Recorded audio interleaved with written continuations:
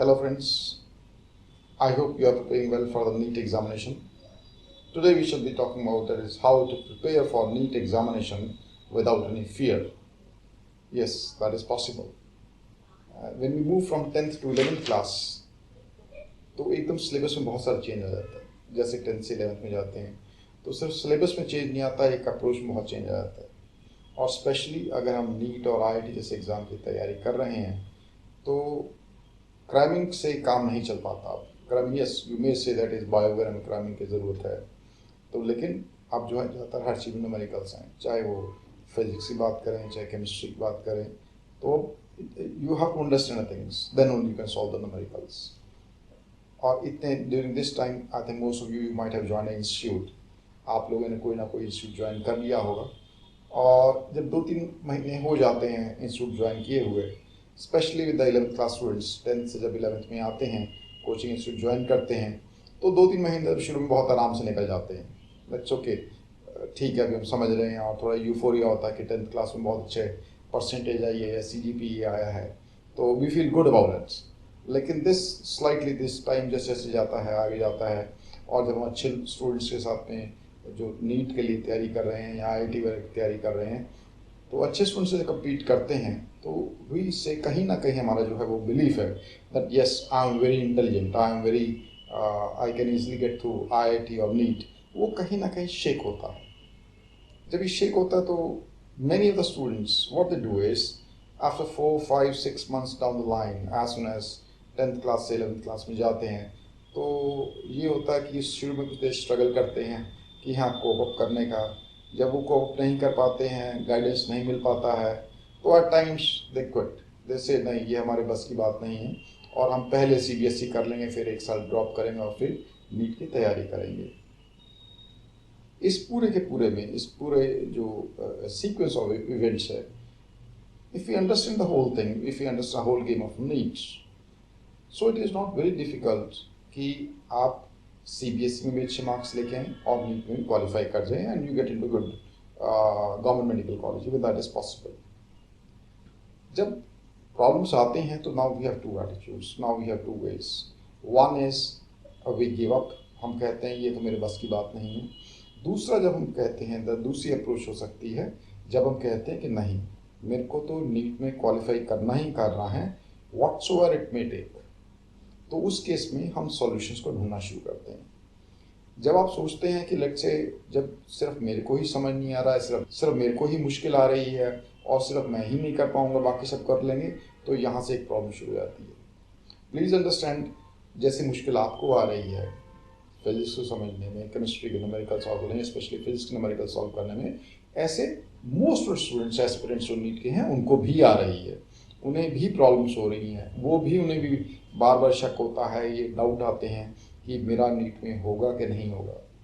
इस पूरे during this whole preparation period what is required is our right mental attitude is required, our right state of mind is required, our right guidance is required, right strategy, planning, right execution of the plan.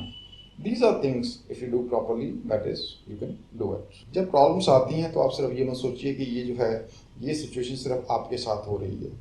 This happens to most students, most aspirants. ये सभी के साथ होता है, कहीं ना कहीं doubt आता है, मुश्किल आती है, क्वेश्चन सॉल्व नहीं होते हैं, हमने पूरा टॉपिक तैयार किया होता है, हम प्रिपेयर करके एग्जामिनेशन में जो है इंस्टीट्यूट का टेस्ट वगैरह है उसमें बैठते हैं और पता लगता है नंबर बहुत कम आ गए हैं. हमें लगा हमने टॉपिक बहुत अच्छे समझ लिया है, लेकिन जब असाइनमेंट करने बैठते हैं तो पता लगा कुछ न्यूमेरिकल सॉल्व करने में पूरा 1 आवर लग गया है, स्पीड बिकम्स स्लो.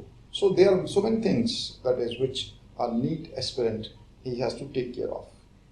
लेकिन the spirit is that is continue without having doubts. Yes, ये चीज़ ज़रूरी है.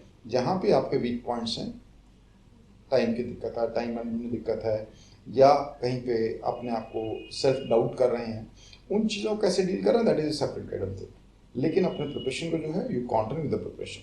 दिस इज वेरी नेचुरल कि जब प्रॉब्लम्स आएंगी आपकी स्पीड स्लो हो जाएगी, सेल्फ डाउट आएगा.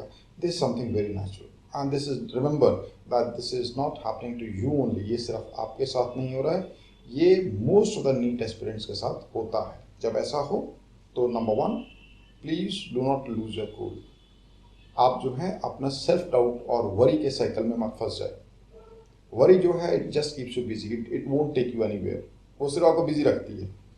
और एक बार साइकिल में फंस गए, आपने नेगेटिव थॉट्स आनी शुरू हो गई, अगर आपने शुरू नेगेटिव थॉट्स को शुरू में नहीं रोका तो उसके बाद उसे उन्हें रोकना मुश्किल होता है, क्योंकि बढ़ती रहती हैं एक के बाद दूसरी दूसरी बड़ी negative thought, and this is a vicious circle this starts. तो जब भी ऐसा आए तो keep your cool, have faith, और अपनी जो तैयारी है, जो वर्किंग आवर्स हैं, उनको उनके साथ आप काम करते रहें। You keep on working. आप ये मत सोचो कल मेरे साथ क्या होगा, कल मैं जो मेरा एग्ज़ाम है उसमें मैं क्लियर कर पाऊंगा या कर पाऊंगी या नहीं कर पाऊंगी, नहीं।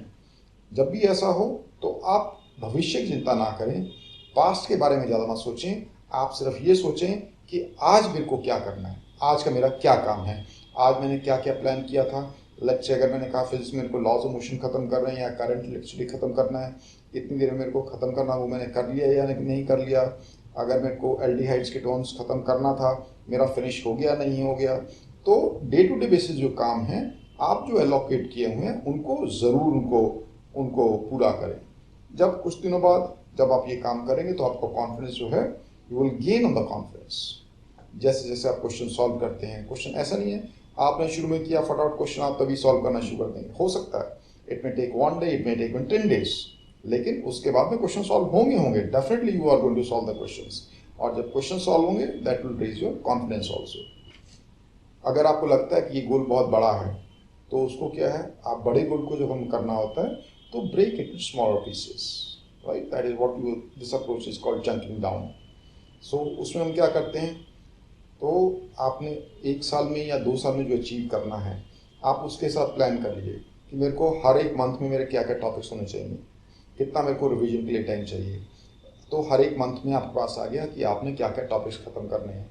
जब आपके पास एक मंथ में टाइम आ गया कि इस मंथ में मेरे को इतने टॉपिक्स ख़त्म करने हैं, accordingly you can work out कि मेरे को वीकली टॉपिक्स क्या क्या ख़त्म करने हैं, मेरे वीकली टारगेट्स क्या हैं। जब आपके पास वीकली टारगेट्स आ गए, उनको डेली टारगेट्स में कन्वर्ट कीजिए कि अब मेरे डेली टारगेट्स क्या हैं। तो आप इस प्लान को स्टिक कीजिए, right out that is you stick to this plan.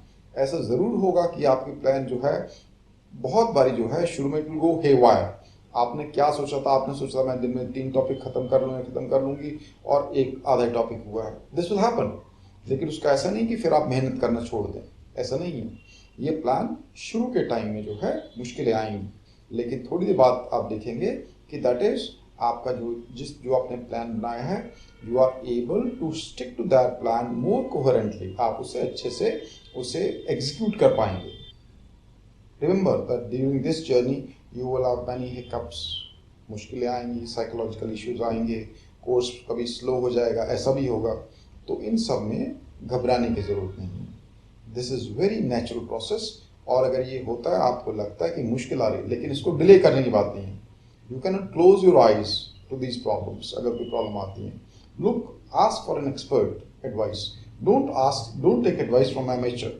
जिसे पता नहीं है उससे जाकर एडवाइस मत लो। Take the advice, this is your career, and take the advice from someone who can guide you, right? So there is a book also on this, how to prepare for NEET and AIMS examination. It's a good compilation of wisdom, that is of the whole journey. जब हम 10th से 11th में जाते हैं और बीच में जो hurdles आते हैं, हमारी पूरी जर्नी क्या है, तो this gives a glimpse of the whole journey, कैसे कैसे मुश्किलें आएंगी, क्या क्या पॉजिटिव चीज़ें आएंगी, क्या क्या मुश्किलें आ सकती हैं, उनको कैसे आपने डील करना है, कि उनको कैसे विन ओवर करना है। So all those things they are there in this book. So that is easily available on Amazon, और बाकी जितने हैं पोर्टल्स हैं, ई पोर्टल्स हैं, उनके ऊपर that is available.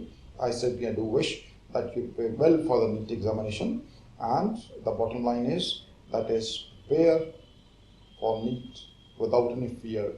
Have faith in your abilities. Do your work consistently. These things, they are very important. Best of luck.